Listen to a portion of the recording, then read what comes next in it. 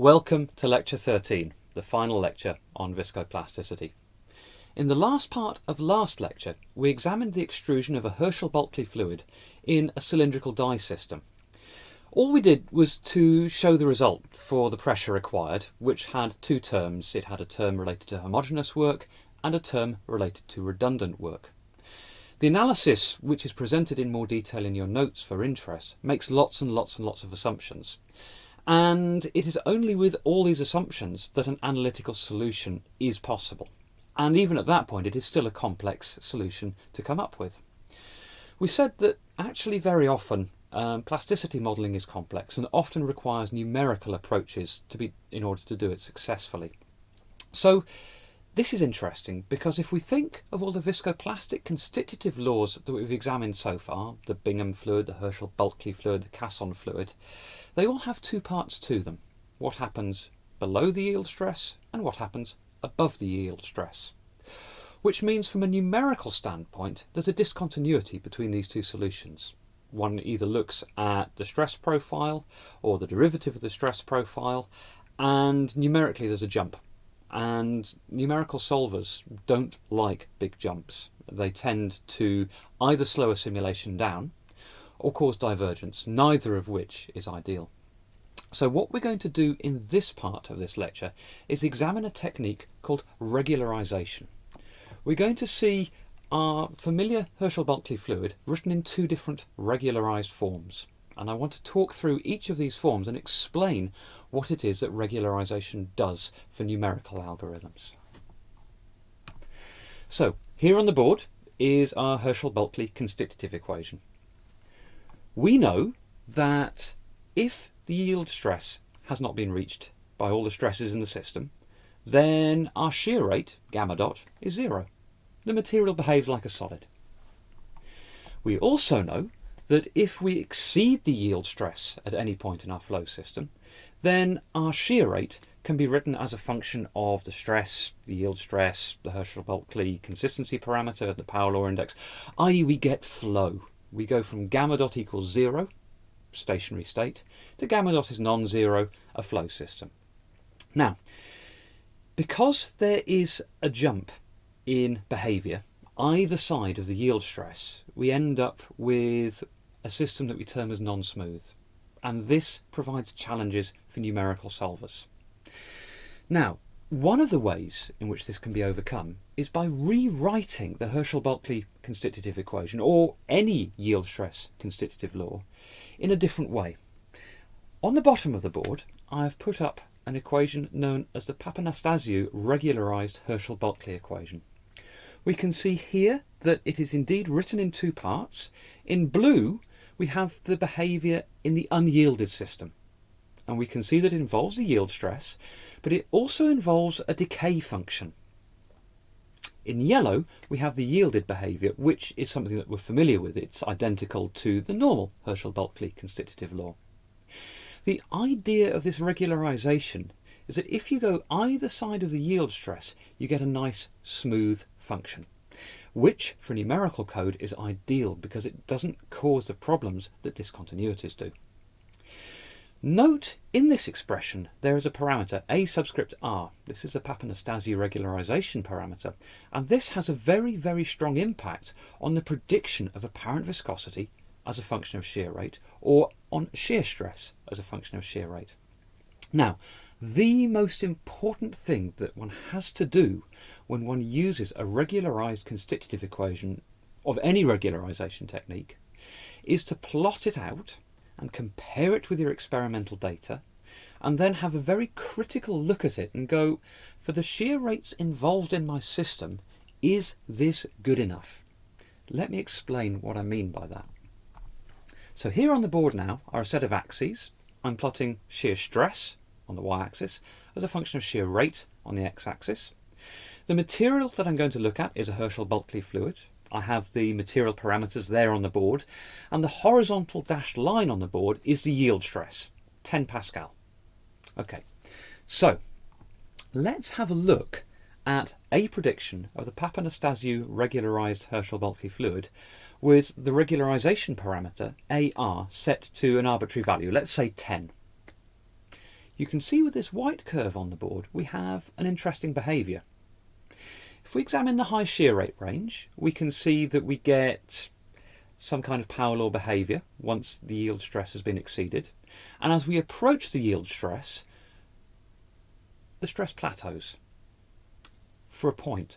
But at some shear rate, let's call it a critical shear rate, we have a behaviour that might be unexpected and possibly unphysical, insofar as the stress starts to reduce with reducing shear rate. So if our processing system that we wish to model is predominantly in these fractional shear rate ranges, we can see that this regularisation isn't really going to capture the behaviour that we might expect from our real material, especially if we were to plot the real rheology data on this set of axes as well. So let's see what happens as we change our regularisation parameter A subscript r.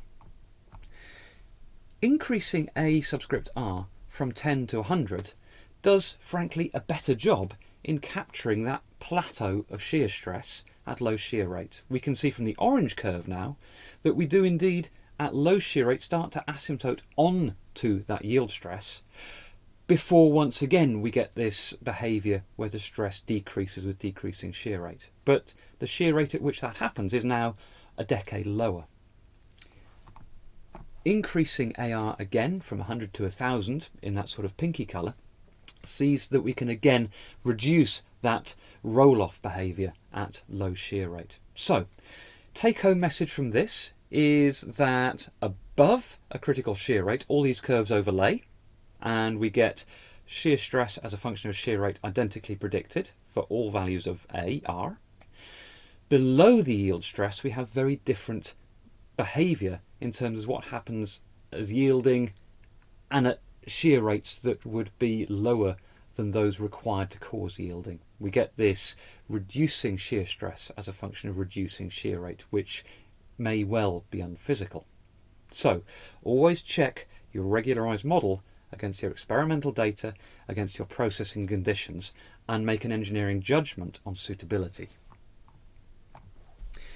Now, there are many different regularisation models. The Papanastasiou is the most important one to mention because it was the first one that was ever proposed. There is now a plethora, and I put another example on the board for you. This is a regularisation model that can be found in some popular computational fluid dynamics codes. And interestingly, this now has two parts to it. So there has to be some logic or some decision making as to which value of eta to take, depending on the value of gamma dot subscript c, which is a critical shear rate. So the Papanastasiou regularisation is neat because it's just one equation and you don't have to take a decision as to what solution to take. This is two separate equations and you do have to take a decision as to what solution to take, which may, in a computational code, slow things down a bit. Now, let's see what this regularisation does.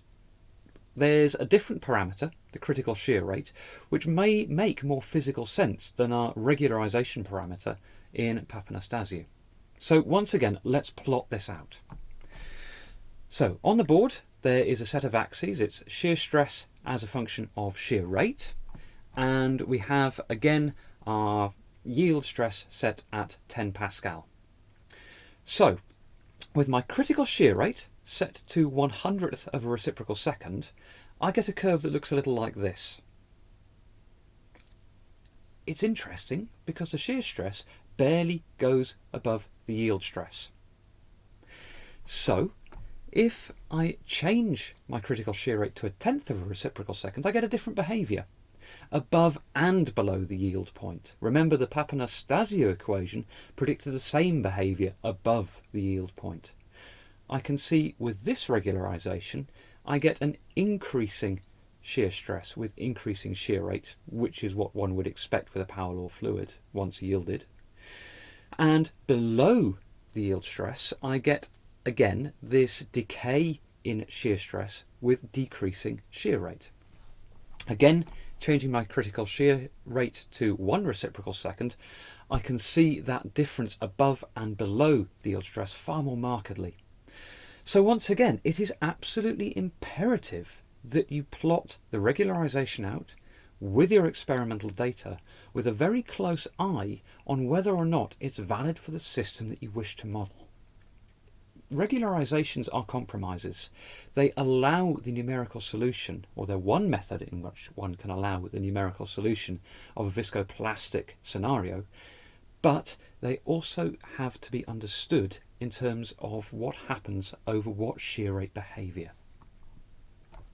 So let's summarise some key points. Fundamentally, viscoplastic constitutive laws have discontinuities, which, from a numerical standpoint, can be challenging. Most often in numerical codes you will find regularised forms of these constitutive equations that effectively smooth that discontinuity out.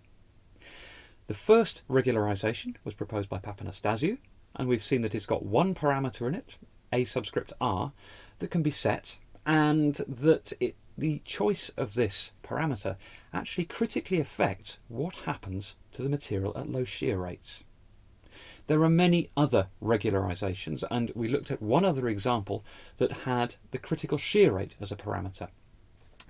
The fundamental message through all of this is plot out your regularisation, compare it to your experimental data, and then look at both of those together with a critical eye on the scenario you wish to model, and then make a judgment on suitability, because incorrectly applying a regularisation may lead to very, very misleading results. However, applied correctly, they are very, very valuable tools.